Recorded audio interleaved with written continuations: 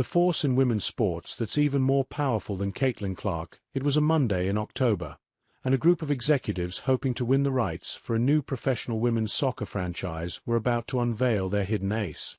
As officials from the National Women's Soccer League, including Commissioner Jessica Berman, toured the Cincinnati team's proposed facilities, a video screen flickered to life and a familiar face popped up.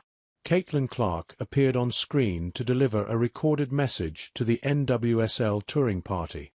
She would be a part owner of the team and outlined her plans to divide time between her career as women's basketball's biggest star and learning how to run a pro soccer team in the off-season.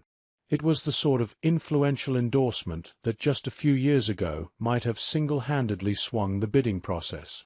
The idea of tapping into Clark's star power would have seemed completely irresistible for a league that is still fighting for attention. But this time, in what amounts to a rare experience for Clark, she ended up on the losing side. It turns out that a rival bid had an asset that the league valued even more highly than bringing on board the most popular athlete in women's sports today. Denver could offer its own stadium. When the NWSL officially awarded its newest franchise on Thursday, it was Denver and not Cincinnati that got the nod. A major reason why is its plan to build a brand new facility for its brand new team. In that regard, it is indicative of a seismic shift underway in women's sports. A few years ago, facilities purpose-built for women's teams scarcely existed. WNBA and women's soccer players practiced in community gyms or on college fields and competed in venues they shared with men's teams. Now, facilities built for women are fast becoming the standard. In less than 3 years, about $1 billion has been spent on or committed to building facilities for NWSL and WNBA teams. You fast forward 10 years from now, I would expect 60 to 70% of teams will have their own stadium, if not more, said Alan Waxman, CEO of investment firm Sixth Street and board co-chair of Bay FC, an NWSL team in the San Francisco Bay Area that plans to build a practice facility and a stadium. Deeper-pocketed owners are getting into women's sports, drawn by rising attendance and viewership. The leagues also have a lower barrier to entry than men's leagues, and team valuations are skyrocketing, reinforcing owners' belief that their long-term investments in buildings will pay off.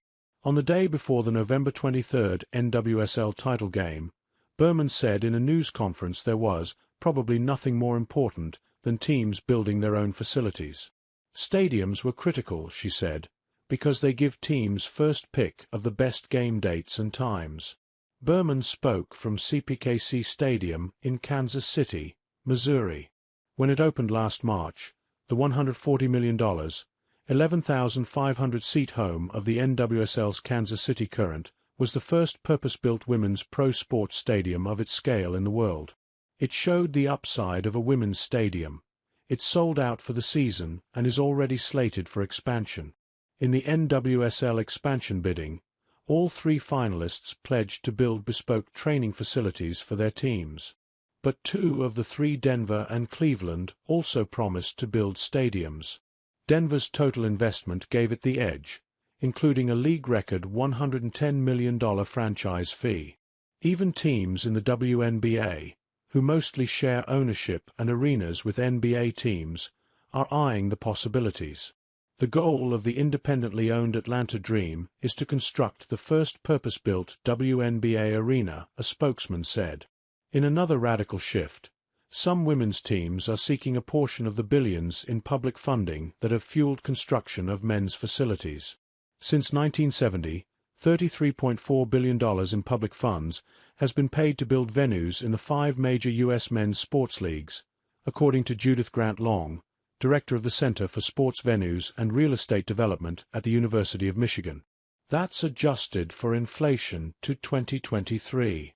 Karen Lietzow, president of the NWSL Chicago Stars, acknowledged the critics of public funds for stadiums, but said the status quo has unfairly frozen out women's teams. Look, if you don't want to do it, that's fine, she said. But then don't do it for anyone. Boss Nation, the NWSL franchise that starts play in 2026, will share a renovated stadium owned by the city, with public school athletic teams having scheduling priority. Even still, some locals have protested the city's $91 million contribution to the roughly $200 million project. There are also risks to building bespoke facilities for such a young league.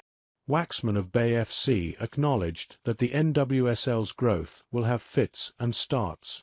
There will be moments where it's never just straight up and to the right, he said.